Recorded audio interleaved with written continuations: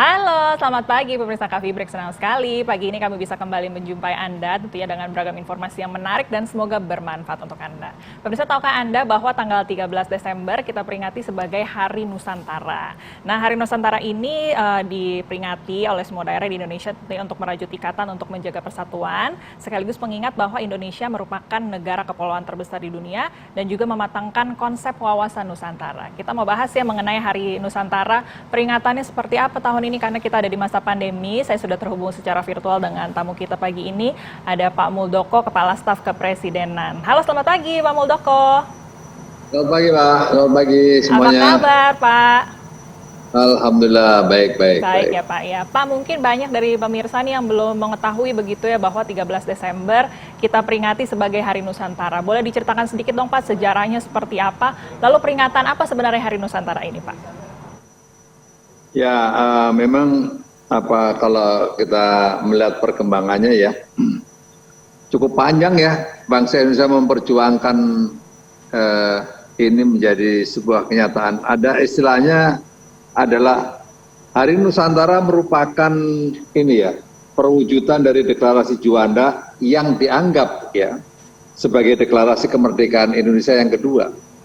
Jadi perjuangannya memang tidak mudah ya. Akhirnya pada tahun 82 muncullah UNCLOS ya, United Nations Convention of the Law of the Sea, di mana dari situlah babak baru ya Indonesia diakui menjadi sebuah negara kepulauan.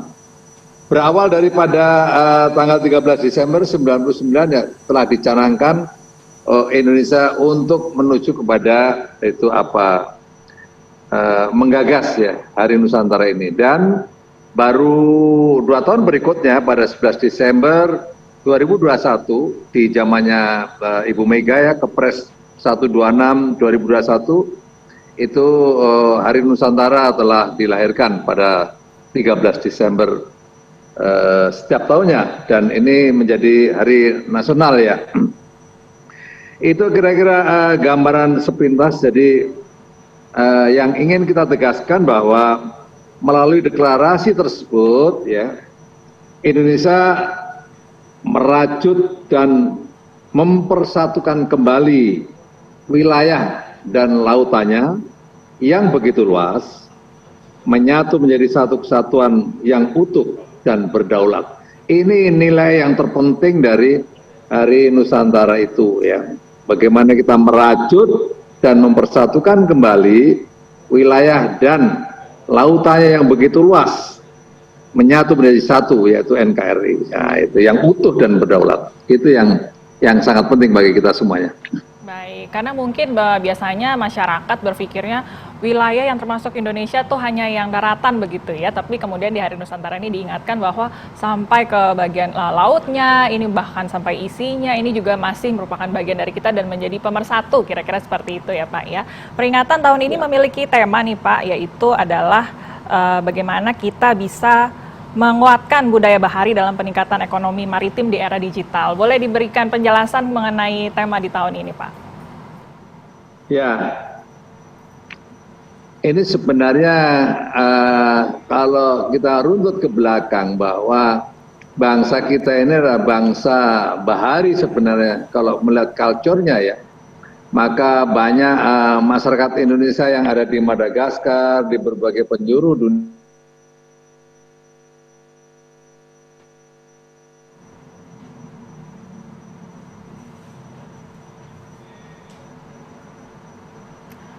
Baik, sepertinya kita masih berusaha untuk menghubungi Pak Muldoko. Nanti kita akan mencoba ngobrol lagi begitu ya mengenai peringatan Hari Nusantara. Nanti kita juga akan mencari tahu bagaimana kira-kira perayaan yang akan diperingati di tahun ini, karena memang kita harus memperingatinya dalam masa pandemi COVID-19. Nanti kita akan kembali, jangan kemana-mana, tetap di Coffee Break. Terima kasih Anda masih bersama dengan kami di Coffee Break. Pagi ini kami sedang membahas mengenai peringatan Hari Nusantara yang diperingati setiap tanggal 13 Desember setiap tahunnya. Tahun ini mengambil tema yaitu penguatan budaya bahari dalam peningkatan ekonomi maritim di era digital. Kami masih terhubung secara virtual dengan narasumber kami, Bapak Muldoko, Kepala Staf Kepresidenan. Pak Muldoko, tadi sempat terputus ya, kita sedang membahas tema di tahun ini. Boleh dilanjutkan kembali Pak, sebenarnya apa yang ingin dituju dengan tema yang diambil di peringatan Hari Nusantara tahun ini Pak? Ya, yang pertama yang kita ingin tegaskan yaitu bahwa laut itu sebagai alat pemersatu, bukan sebagai penghalang atau pemisah. Ini dulu harus kuat pemikirannya di situ. Setelah itu baru kita mengenali apa potensi yang ada di lautan kita. Ya. Nah, kalau kita dalami bahwa potensi lautan kita itu luar biasa. Ini bisa dikelola untuk menjadi sebuah kekuatan bagi bangsa kita ke depan. Yang pertama dari potensi sumber daya alamnya, ya, kekayaan mineral kita luar biasa, minyaknya luar biasa, gasnya juga demikian. Berikutnya dari nabatinya, dari ikannya ya, itu luar biasa kalau kita bisa kelola dengan baik, dan unsur-unsur di dalamnya termasuk juga ada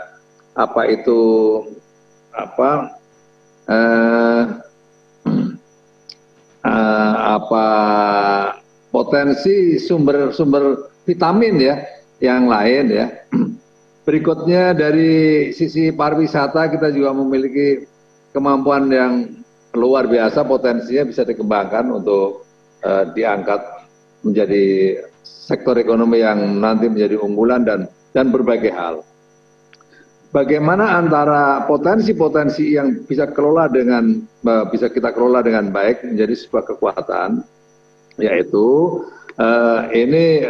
kalau kita bisa melibatkan anak-anak Indonesia, anak-anak muda Indonesia sebagai contoh ini, kita bisa mengenali dengan kemampuan digital ke depan ya, atas sumber pergerakan ikan. Kita sudah punya alat itu. Tapi ini kalau dioptimalkan, ini akan luar biasa ke depan. Berikutnya mengenali sumber-sumber yang lain dengan teknologi yang lebih menjangkau ke depan, itu juga akan mempercepat ya sebuah proses dan berbagai hal. Jadi ini maknanya adalah ada sebuah kesadaran yang kuat dari kita semuanya bahwa laut menjadi sebuah kekuatan yang sangat luar biasa ke depan apabila kita mengenali potensi dan bisa mengelola potensi itu dengan sebaik-baiknya. Itu kira-kira yang tersurat dalam tema yang sangat baik ini ya. Baik. Pak Muldoko, kemudian tahun ini ada yang berbeda, kita harus memperingati Hari Nusantara ini di tengah kondisi pandemi COVID-19. Ada peringatan apa yang kemudian dilakukan di tahun ini Pak? Biasanya Hari Nusantara itu secara bergantian menteri sebagai hostnya ya. Itu jadi biasanya dulu secara wilayah bergantian, kementeriannya bergantian. Tahun ini dilakukan di Makassar, tahun berikutnya lagi di mana itu selalu bergeser ya. Biasanya ada acara-acara yang mengingatkan kita semuanya bahwa ada sebuah momentum yang luar biasa yang saya tadi katakan di awal bahwa ini menjadi kemerdekaan yang kedua bagi bangsa Indonesia. Ini mungkin banyak yang belum tahu ya, pada tanggal 13 Desember itu adalah Hari Nusantara. Padahal kita adalah negara kepulauan yang kurang lebih ada 17.000 pulau, berikutnya panjang pantainya itu ada 108.000 kilometer, berikutnya berbagai kekayaan yang tadi saya juga sebutkan. Ini harus perlu disadarkan kepada kita semuanya ya, generasi muda khususnya, agar kita semakin mencintai negara kita, karena negara kita adalah negara yang luar biasa. Kalau anak-anak muda mau memikirkan laut sebagai masa depan Indonesia, itu kira-kira. Apakah ada peringatan yang lebih spesial di tahun ini Pak? Kemudian karena tadi laut sebagai pemersatu semestinya kan, tapi sejauh ini karena ada pandemi kita harus agak berjauhan begitu ya Pak ya. Ada peringatan yang lebih spesial mungkin dilakukan di tahun ini Pak untuk Hari Nusantara? Ya, hari ini untuk tahun ini kurang ya karena ada pembatasan-pembatasan ya. Tetapi dari kita semuanya harus menyuarakan itu dan terima kasih nih kepada eh, TV One ini yang telah ikut terlibat secara langsung menyuarakan dan memperingati tanggal 13 ini nantinya ini ya menjadi Hari Nusantara. Karena apa? Karena secara masif tidak muncul di lapangan, ya tidak kelihatan di lapangan, tetapi mesti kita bisa menyuarakan dari sisi bagaimana mobilisasi media agar tetap kita awareness kita itu tetap tinggi begitu. Baik. Kemudian daripada hanya memperingatinya saja begitu, tadi aksi nyata menjadi hal yang penting untuk dilakukan. Apa kemudian yang menjadi aksi nyata yang Bapak anjurkan kepada masyarakat, terutama berkaitan dengan tema tahun ini tadi penguatan budaya maritim begitu Pak? Apa yang bisa kita lakukan sebagai aksi nyata dari masyarakat? Ya, yang aksi nyatanya adalah yang kita harapkan ya, bagaimana karena laut menjadi alat pemersatu, maka harus ada inovasi-inovasi baru, ya. Bagaimana menciptakan ini kapal-kapal kecil yang satu bertenaga baterai surya, ya ada baterai dan yang kedua surya. Dan ini alhamdulillah sudah mulai muncul ya, sehingga aksi menuju green itu menjadi ada kesadaran bersama. Terus yang kedua, aksi bagaimana kita memelihara lingkungan. Seperti apa? Satu, menanam mangrove ya. Dan alhamdulillah ini mangrove ini sudah mulai menjadi kesadaran kita bersama. Yang ketiga, aksi membersihkan laut dari berbagai limbah, plastik-plastik dan lain-lain. Ini juga sudah semangatnya muncul bersama. Berikutnya kita semuanya ingin menjaga jangan sampai terjadi kontaminasi dari limbah-limbah yang lain, minyak dan seterusnya. Dan yang saya sangat kagum kepada masyarakat Indonesia adalah kesadarannya muncul bahwa laut menjadi menjadi sesuatu yang tetap terjaga dengan baik dari sisi kebersihan, baik dari sisi keasriannya, dan semakin kita menciptakan hal-hal baru ya. Tadi itu diantaranya nanam mangrove itu yang tadinya mungkin kita kurang peduli ya, tapi sekarang kesadaran itu muncul di mana-mana. Ini beberapa hal yang terlihat dari masyarakat Indonesia, dan momentum 13 Desember ini sebagai Hari Nusantara harus selalu kita ingatkan. Di samping yang fundamental tadi ya, mewujudkan dan merajut persatuan dan kesatuan bangsa, itu bagaimana kita melihat laut menjadi sisi yang lain dari hal-hal tadi itu. Bagaimana kesadaran kita untuk ikut terlibat membersihkan laut, terlibat penghijauan dari sisi mangrove, berikutnya terlibat dari kesadaran inovasinya, ya, kesadaran inovasi. Saya kemarin sudah datangi satu shipyard ya, mereka membuat kapal untuk nelayan, energinya dari energi matahari. Ini hal-hal yang seperti ini selalu kita kembangkan karena kita memang benar-benar negara yang kita berada pada negara yang statusnya negara kepulauan, maka kesadaran inovasi itu tetap harus terjaga dengan baik. Itu pesan saya ya. Baik. Jadi memang penguatan budaya maritim bukan hanya kemudian mengeksploitasi, tapi kita juga penting untuk menjaga ekosistem maritim kita supaya tadi bisa menjaga dan mendorong perekonomian negara kita begitu ya. Nanti kita ngobrol lagi ya Pak Muldoko, tapi kita harus jeda sebentar. Nanti kita juga akan bergabung dengan pihak dari Kementerian Perhubungan. Kita ingin mengetahui bagaimana kebijakan pemerintah supaya tadi bisa menghubungkan konektivitas antara negara kepulauan di Indonesia. Jangan kemana-mana, tetap di Coffee Break.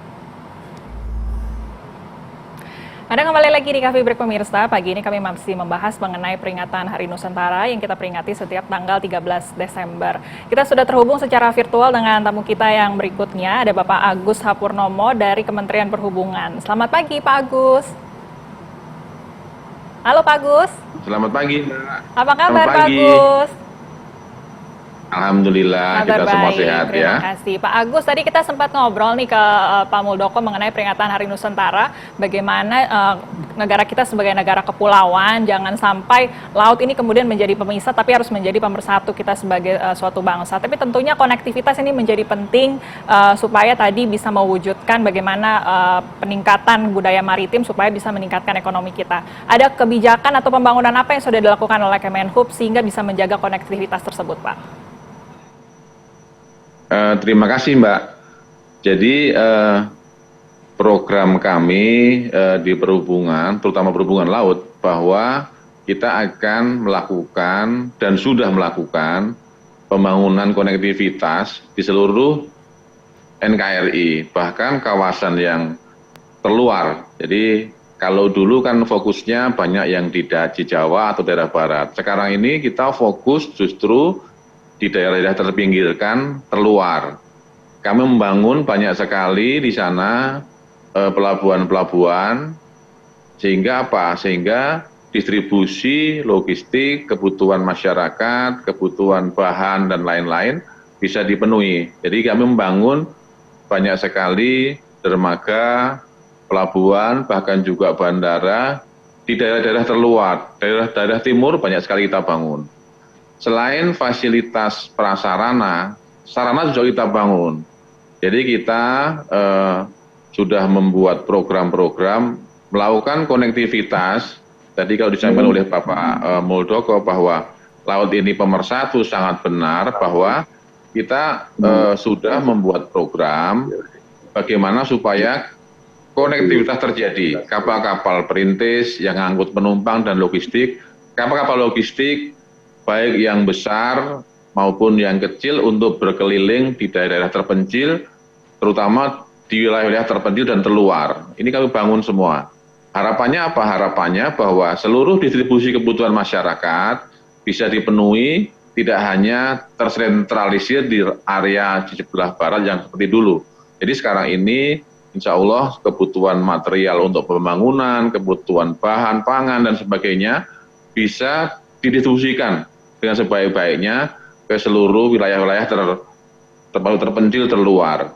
Kami juga punya program-program misalnya tadi kapal perintis, kapal tol laut yang terkoneksi dengan tidak hanya laut, karena kan kita kalau kapal hanya sampai di pelabuhan, bisa terkoneksi dengan darat, dengan udara, sehingga sampai ke pelosok-pelosok seluruh tanah air. Dengan demikian maka ketersediaan barang, baik barang untuk kebutuhan sehari-hari, bahan makanan, bahan bangunan, dan yang lain dapat dipenuhi. Juga harapannya apa?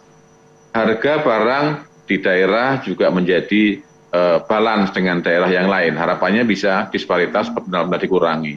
Saya kira demikian Mbak, banyak sekali yang kita lakukan untuk itu, dan saya kira masyarakat sudah bisa melihat hasilnya sekarang. Terima kasih. Baik, baik. Jadi memang sudah banyak yang dilakukan oleh pemerintah dan semoga hal tersebut bisa langsung dirasakan manfaatnya oleh masyarakat. Terima kasih Pak Agus. Terakhir sebagai penutup Pak Muldoko, adakah pesan yang ingin disampaikan kepada masyarakat Indonesia terkait dengan peringatan Hari Nusantara tanggal 13 Desember ini, terutama terkait dengan aksi nyata tadi yang bisa dilakukan Pak Muldoko? Ya, peringatan Hari Nusantara ini harus menjadi sebuah momentum penguatan semangat kebangsaan di era kekinian. Ya, ini sekali lagi menjadi sebuah momentum untuk penguatan semangat kebangsaan di era kekinian. Apa itu? Yaitu bagaimana kita mempertahankan ruang hidup bangsa dan memaksimalkan pemberdayaan sumber daya yang dimiliki dalam rangka akselerasi tahapan pembangunan untuk menuju Indonesia maju. Ini sangat penting ya. Jadi satu sisi bagaimana semangat bangsaan itu semakin kuat, tetapi bagaimana kita mampu ya mengoptimalisasi potensi sumber daya nasional yang ada di laut menjadi sebuah kekuatan. Maka bagi anak-anak muda, generasi muda, itu yang dipentingkan dalam poin yang kedua adalah membangun dan menguatkan inovasi dari waktu ke waktu. Tadi seperti yang saya sebutkan di awal. Jadi mensikapi potensi menjadi kekuatan diperlukan inovasi-inovasi yang sangat kuat bagi anak-anak muda. Sehingga apa? Betul-betul potensi itu nanti kita eksploitasi dengan cara-cara yang memperhatikan sustainabilitas, tetapi untuk kemajuan bangsa ke depan. Itu pesan saya kepada kita semuanya, dan selamat Hari Nusantara pada tanggal 13 Desember 2020. Baik, jadi memang semoga peringatan Hari Nusantara ini bukan hanya dijadikan peringatan yang bersejarah begitu, tapi betul-betul bisa merasuk ke dalam generasi muda kita begitu ya Pak ya, bagaimana kita bisa meningkatkan nilai kebangsaan kita, lalu juga tadi bisa meningkatkan nilai budaya maritim supaya bisa mendukung perekonomian Indonesia. Terima kasih banyak Pak Muldoko hari ini untuk waktunya, dan juga Pak Agus. Pak Agus, mungkin ada yang ditambahkan sedikit Pak terkait peringatan Hari Nusantara tahun ini Pak? Saya menambahkan dalam situasi sekarang yang masih dalam wabah pandemi ini, jangan kita terlalu paranoid, tetapi tetap protokol kesehatan tetap diterapkan dengan sebaik-baiknya. Ayo kita bangun bahwa supaya ekonomi kita segera bangkit. Ayo dengan tersedianya angkutan ke seluruh NKRI, ayo di daerah-daerah tumbuhkan industri, tumbuhkan kegiatan ekonomi, sehingga barang-barang produksi dari daerah terpencil, terluar, terdepan bisa dibawa ke daerah-daerah sentra ekonomi, sehingga ekonomi daerah bisa tumbuh. Ayo semangat kita supaya ekonomi bisa segera pulih. Terima kasih. Baik, terima kasih banyak Pak Agus dan juga Pak Muldoko. Hari ini kita diingatkan kembali untuk bisa terus menjaga semangat kebangsaan kita dan juga bisa melakukan aksi nyata supaya Hari Nusantara ini bisa betul-betul bisa meningkatkan perekonomian Indonesia. Terima kasih untuk kebersamaan kita pagi ini. Saya Melisa Gandasari harus pamit undur diri. Semoga perbincangan tadi bisa menjadi inspirasi untuk Anda. Selamat melanjutkan aktivitas. Sampai jumpa.